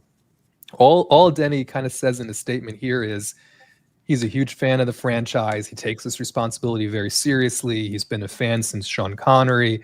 He wants to set it up to tell a great story and to set it up for this Bond to be able to go on many future missions. Mm-hmm. So that kind of, because there was some thought that maybe whoever would be doing this would make it back in the 60s again. They would make more. Yeah, don't need another Bond in the 60s. Got plenty of that. But yeah, that's when we don't need any more of that, right? But then how do you fit Bond into today and so on and so forth? His commentary leads me to believe that whatever this first story is he's telling would enable them to continue on with Bond, through future missions. And the fact that, because again, I saw someone in the chat said Nolan passed. I mean, those were the best gets they could get, in my opinion. It's pretty much Denis and Nolan right now exercising their vision pretty much untinkered with to any of these franchises that they come to. So the fact that Amazon would get either one of them seriously and now has snagged Denis, this gives me hope. Now, again, I think the story has to be great and the cast has to be appropriate for the story. And he says he's very traditional. This is his own words, right? Has a very traditional feeling for Bond. if that's the case, I would expect that he gets a British man to play Bond. Yeah, but I have to have confidence in Denis Villeneuve being the director and being involved with writing. You know he's going to do his homework. He's demonstrated the ability to give us great, well, look, everybody's opinion varies, but I'll say it, great adaptations. Like, I love what he's done in Dune. So everybody doesn't, but I do. So I'm okay with that. Now, if this doesn't work, if this is ruined, like Mr. 0 out of 10 says, then this could be it for James Bond. Well, this could be it for Denny, right? So both of those things now go together. So if this is a huge flop, Ola, or they tinker with him in such a way, or they influence the casting, or they do something stupid, right? Then I think we've got a Lucasfilm situation. I wouldn't be surprised if he walks away, or they part because of creative differences, or if we see any of that nonsense happening, then we'll know. Then we'll know it's in a bad way. Yeah. Otherwise, I don't think he'll stick with it if they're gonna go against what he wants to do. I know Chris Nolan surely wouldn't. It's probably, maybe that's part of the reason why he passed, if he really did pass. I don't know. But here you go. I mean, this gives me the most hope I've had, which isn't saying much because I didn't have hardly any hope for this at all. Yeah.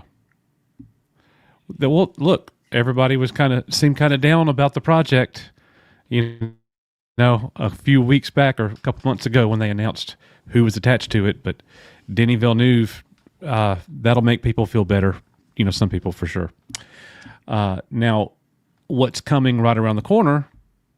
This. And apparently there are many who have been able to screen the movie now. What has those early reviews been like, Risman? They're here. So if you scroll down a little bit in this article, you'll see some of the folks. It's a little here. Even Robert Meyer Burnett is here, and the TV spot we can play separately. So what happened was they had been showing about 30 minutes of the movie for different fan screenings. This is all, it's all, nobody can talk about it, right? But now they've actually shown the whole movie for the usual suspects, exhibitors, pick and chosen influencers, if you will, you know, of all shapes and sizes from a YouTube and from a Twitter and all that perspective. And they really can't say much about it. Now, Robert Meyer Burnett apparently spoke to an exhibitor friend of his who had seen it for over 30 minutes. He saw the whole movie. They spoke for over 30 minutes. And that person seemed pretty wowed by what they saw. But they're likening it to being dropped in the middle of a comic book, in the middle of a comic book story.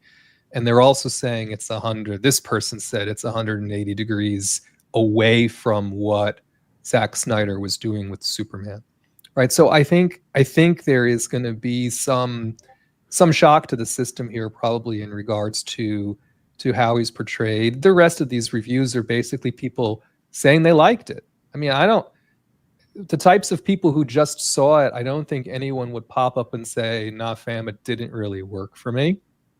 I think this is going to be, it's going to come down to people's expectations versus what they see. And apparently another theme that we're hearing is the trailers that we're seeing, not this clip necessarily, but the trailers that we've seen so far is a bit of a misdirect. And we've heard this a few times now, that they're misdirecting us a little bit. It's not that those things don't happen in the movie, but how they're set up and the sequence of events that brings them, like the big Godzilla thing and some of the rest of it. Why all of that comes to pass is not as expected. And apparently what Lex does with Superman there's just some weirdness in this movie that I think will be unexpected. And unfortunately, remember, there were some comments and people were saying there was this super hashtag super shit, and there were monkeys. He had monkeys, doing a social media campaign against Superman, and it made him sad, and it was really affecting his image, and he was sort of turning the world against Superman because Lex Luthor doesn't believe the world should believe in and support him in the way they are. I don't know about the monkeys, but I do believe that social media part of the story is true. Right? I think there is some stuff in here that I think we have to see how it plays in the story, but those things that people were saying, I do think are true. So I don't know. This clip is getting some play just because I think of the way Superman behaves. So you can roll the clip, and I don't know if you've seen this or not. But I do know they made changes, right? Regarding the monkeys and the extent to which the super shit and all that, because this movie was at one time quite longer than it is. I think at one point the movie was maybe 2 hours and 45 minutes, and now they finally did land on a runtime of 2 hours and 9 minutes. So some changes were made based upon screenings and feedback. I guess that's good. I don't know. Well, let's roll this clip, see what we think. Oh, yeah, that's going to be... Lex, I tried to stop him. It's fine, Mother. Superman, we finally meet. Would you like a coffee? Where's the dog?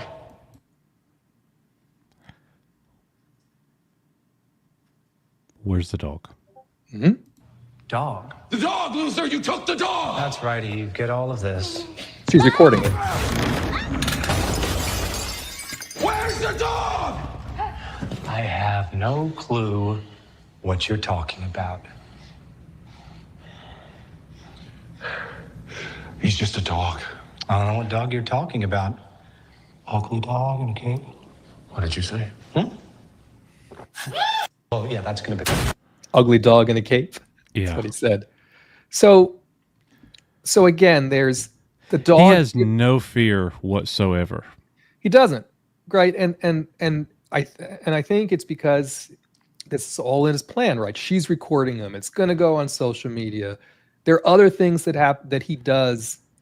You've seen in one of the trailers that Lex Luthor and his band of bozos, they show up at the Fortress of Solitude, right? And they do in the robots. There's a reason why he goes there, right? There's a reason why he goes to the Fortress of Solitude, and it's all around tarnishing Superman's image, right? And trying to make him look less super, right? And so I don't think that the story that the movie is telling us is really that deep. I think what we'll see then is how Superman reacts to all that, and then I think we'll see what Lex Luthor tries to do to bring him down, and along the way he'll have his Justice pals pitching in, and they'll brawl it out. Again, apparently it's a very vibrant movie. Some other people who saw it said they were surprised that it ended up being a little bit more pro-American than we were led to believe, that it isn't quite completely absent from the movie, and that some people were a little bit surprised, I guess, about how they did that part of it. I have to tell you honestly, there hasn't been anything about either the Fantastic Four trailers, even though I think the last one was the best trailer, none of them were great, or really this Superman stuff that has me hyped. I'm more hyped to see F1 tomorrow, to tell you the truth, than I am to see either one of these. And then unfortunately, the Jurassic World Rebirth reviews, they dumped it on the Screen Unseen. It was the secret movie on Monday. Everybody went to see it. It wasn't that big of a secret, right? So they let the public see it for $6 a pop, on Screen Unseen to try and get some word of mouth out there. And unfortunately, the word of mouth hasn't been great. So I don't know if all of these movies are going to miss, but now it seems like probably Superman will do the best. They just haven't, none of it's wowed me. Superman comes out July the 8th or something like that. So it's the second so the 4th of July weekend is Jurassic World, and Superman's like the early screenings are the 8th, the actual screenings are the 11th, and then we've got Fantastic Flop due out on the 24th. Oh man, I'll probably And then in the go middle see of there, all in the three middle of of there, those. by the way, I Know What You Did Last Summer comes out. Nah, Comes out on like July the 18th. won't go see that. I don't think. I'll see it. Maybe. But so that's July is a big movie month. Yeah, that's a lot. That's a lot of films for sure. Oh, Smurfs. Oh my gosh. Don't remind No, me. that's a Live action definite no. Smurfs comes out in July too. You are not going to go see that. Hell no. Okay. Have you seen the trailers? It looks horrible. It is kind of weird seeing him, Superman, bust up in there screaming like a maniac. Every trailer or clip we've seen of either Superman or Clark, he appears to have lost his temper. Every time. Or he's telling stupid jokes. You know what I mean? It's very interesting. That's why I'm like, and this is the marketing campaign. I don't know, dude. I think they're just, again, treading on the fact that people will see a Superman movie, or at least one more time, because it's a Superman movie. But I don't know about you, unless I'm just missing something, or maybe some folks in the chat are more jazzed up for it than I am. I don't want to be Debbie Downer. It's just not doing it for me. Yeah. Yeah, so far, not. Maybe the people with the reviews are right. Maybe we're going to leave really liking this movie. I don't know. It has to... If I'm going to watch a Superman movie, he has to feel like Superman to me. And the personality traits that I'm seeing from him, I'm not... It's just... Listen, I mean... It's weird. I just went to see 28 Years Later expecting to see a zombie apocalyptic mess of a movie, and even that wasn't as advertised. Yeah. We just seem to be in a trend of subverting expectations again, or using trailers in an interesting way that doesn't necessarily represent the movie. Ryan Johnson's playbook.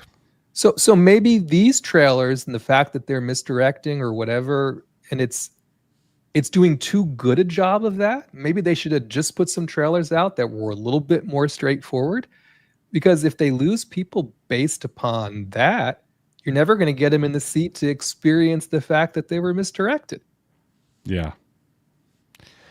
Yeah, very interesting. Shout out to our old friend J-Man. Hope you're doing well, brother. Good to see you. This Superman movie looks awful. He's bipolar or something, screams and yells at everyone. And then J-Man also said Superman is my favorite character of all time, not just comics, and this looks terrible. Bobby says, Rissman, you were spot on. Superman isn't stoic. Well, and other folks have said, well, there's been so much Superman in the comics. If you've read this, that, or the other, and blah, blah, blah. And I'm like, Lord help, I just want to go and watch a freaking Superman movie that resonates, right? That epitomizes, if you think about, for me, obviously, and for you too, I know, Coach, it's what Chris Reeves did, right? In the original Superman, right? If somehow you can approximate the magic that made, did he yell at people a lot in that movie? And I'm just not remembering. It's been a minute. No. It's been a minute. I don't think so, right? If you can bring back some of the magic and some of the regalness, right, that Superman had as that's a good word character, and it wasn't haughtiness, right? But he's a god, right? A god living amongst us, and all he ever wanted to be was human and American and have the connections and just do right by the country that did right by him, right? If we can recapture some of that magic in this movie and make Lex Luthor, who everyone says again, that Nicholas Hoult plays a great Lex Luthor. All of the reviews are really praising him as a character. He seemed much more even keel in all the clips, obviously, than Superman has. But I mean, if they can try and do that without going all Guardians of the Galaxy and gunning us up, and then they should have a smash hit on their hands. I'm just really nervous about it. Yeah, Bobby, Christopher Reeve screamed once and turned back. Time as a consequence to planet Earth. Yeah, interesting. That's definitely something that we'll have to review here on the channel. And then after that, after Superman, we'll keep everybody updated on Superman. Liam Neeson and Pamela Anderson together. Pam Anderson teaming up in Naked Gun reboot. So that's another one that's coming very soon, I believe. It's in August, is it not? Pretty August sure it's 1st. Mm-hmm. And this is a brand new, longer trailer, which we can play. Like I said, I can do the muting. This is a longer trailer than we've seen. Yep. Here, let me pull this up. But I think this is the first time I realized, or they're keeping it quiet. It's the first time I realized that Pam Anderson was in it. All right, here we go. Everybody, it is Naked Gun time. Whoa. Where'd it go? All right. Thanks.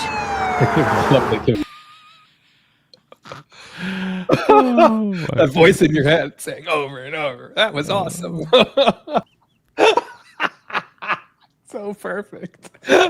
This almond's disgusting.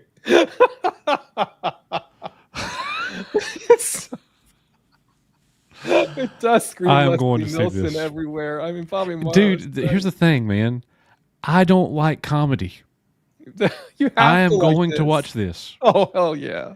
I can't remember the last comedy I saw in a movie theater. Austin Powers? Goldmember? Really? Yeah. How long ago was that? 23 years ago? Long time ago. Like, literally, that is the last time I saw a comedy. Yeah, I mean, I've seen movies that have funny parts, but you're right, not really an entire comedy. Yeah. It's my least favorite genre, besides Western. Oh yeah. Mm-hmm. Oh, dude. This place is falling apart. That is going So to be stupid. crazy. It's so stupid. I think I might be going to that one alone. It's not probably not a family movie, huh? Yeah, I don't think I'm going to be able to. It's rated R. It has to be. Yeah, I It don't has think I to be can rated coax my R. wife into watching that one. But And yeah, I'm that's definitely an not opening. taking my kids. That's an opening weekend. That's an easy opening weekend release, and I think it has an because again, you only have to you buy a ticket and then you sit down. You know what I mean? It's like, are they going to get enough people out there to buy tickets? I think so. I think it's going to do. It should. I'm sure it doesn't have a big budget. I mean, look at it, right? No, I mean, no. better not have a big budget. Surely to goodness it does not. August the 1st. So it seemed like it was so far away, but we're practically in July. Yeah, August so- the 1st. August So, the 1st. man, we got a bunch of movies to go watch. You know what? This is the first summer I can remember, in the last 5 years, where it feels like we have a large variety of movies coming out. June's always a little bit of a dud, right? But July and then August, and then as we get into September, we've got Debbie's going to be busy at her theater, right? We have a lot of varied movies coming out week after week after week after week. It's quite something. Yep. It'll definitely be interesting to watch and see what does well and what does not. I just hope they're good. I just hope I enjoy them. Well, You know? and like we've talked about before, if you want to see Jurassic World, Superman, fantastic flop, and then fill in one of the other ones, maybe you have kids, you're going to take them to see Smurfs, maybe you will go and see I Know What You Did Last Summer or whatever. Do you think people will go to the movie theaters 3, 4, 5 times in the same month? Do you think this is a smart strategy, putting everything out in July? I mean, you think 3 of those movies to me are like must watches. Possibly 4. And that's right. F1 is this weekend, so it'll still be playing. It's you know what I mean. So you're right. And if people don't realize they're playing, all you have to do is go to see one, and then you're there, and you're like, "Holy crap! Look at all this stuff that's playing. I want to come in this and that." That's a lot of money to It be is. taking a family. Even if you just buy tickets, even if you don't buy any of the extras, Yeah. you're spending $10, $12, $15. You got a family of 4, you're spending $60. You go back 3 or 4 times, it's $250. Then you're buying shit while you're there. You know what I mean? It's $300. It's a lot of money. It is definitely a lot. So I'm very, as a student of cinema, right, and as someone who goes to the movies often, I am so curious to see what happens in July, how it all plays out, and whether they have overplayed their hand a bit. Yeah, I know I did use a couple no words, but you know what I mean? It's weird to have so many movies that seem like things you would want to see. The good thing is it's going to give us plenty to talk about. Well, and also it's not like they're only going to play for a week in July and go away, right? They will continue on into August. You know what I mean? They'll be around for a minute. Sure. So I suppose if you don't want to hit them all in July, you could go, well, okay, July. Yeah, go watch it on a Tuesday on that discounted ticket price. Because these aren't going to roll onto streaming in 3 weeks, right? These are going to stick around in the cinema for a while. But again, if you want to see them all opening weekend, you're going to have a very, or right when they come out, you're going to have a busy July. Yep. Jurassic wins, says Bobby. I was firmly in this camp, and I may still be there only because every one of those screen unseens, and it's not only done at AMC, it's done at Cinemark, it's done at Harkins, it's done all over the place. Every one of them sold out. And they never sell out. Mm-hmm. Right. And that's why I always say is whether the movie's good or bad, you only have to buy a ticket for it to count towards the box office. Right now, again, if it's terrible, the word of mouth impacts you negatively. I get it. But I still think of Jurassic World, Superman, and Fantastic Flop, that Jurassic World will probably do the best unless Superman has the most tremendous word of mouth. Then I think Superman's going to win. It better, or it's going to struggle. Because on the surface, I think it's Jurassic World. But if everybody comes out of the thing and like, holy shit, I got to see that more than once, right? Hey, coach, you weren't going to go and see it. You got to go and see it. Hey, I think Superman will still outperform Fantastic Four. And the interesting thing about these movies, I think they're all three of them PG-13, right? And they're all movies where a family could go. You know what I mean? And so they're kind of appealing the family business, right? You can't say, well, one's an R and one's a G and one's a PG-13. No, I think they're all pretty much appropriate for families. Now, maybe the dinosaurs for younger kids. Okay, fine. But they keep those away from R, right? Because they want the families to go out, and certainly Fantastic Four and Superman the same. It's going to be interesting. Yep, absolutely. Debbie Young with a $1.99 super chat, working extra shifts for the next 6 weeks. I believe it. She is going to be very busy. I believe it. Yep, very, very cool there. Well, guys, great show. Thank you all. We still got 90 strong here. Thank you so much for being here with us. Richmond, thank you for co-piloting tonight as Nick was over there enjoying the Mac Cave gaming. No, he's on a work call. He's on a work call. All right, everybody. Thank you guys seriously for being here. Nick and I will be getting some videos out sometime in the near future. We'll be streaming next week. I have no idea if Nick is planning on doing. He's here in the chat. Great stream. He gave us an attaboy. That's an AI chat bot. He's gave us here. An attaboy. Yeah. That's an AI chat bot. That's not really him. But anyways, I don't know if the real Nick is going to be doing an EBN cast tomorrow or not. So just stick around and see tomorrow. And that's it for us, guys. Thank you all so much for being here. As we always say, we are, you are EBN. We'll see you guys on the next one. Take care, everyone. Oh, he says EBN cast is a yes. So that means a maybe. Watch for it. Watch for it. Watch for it.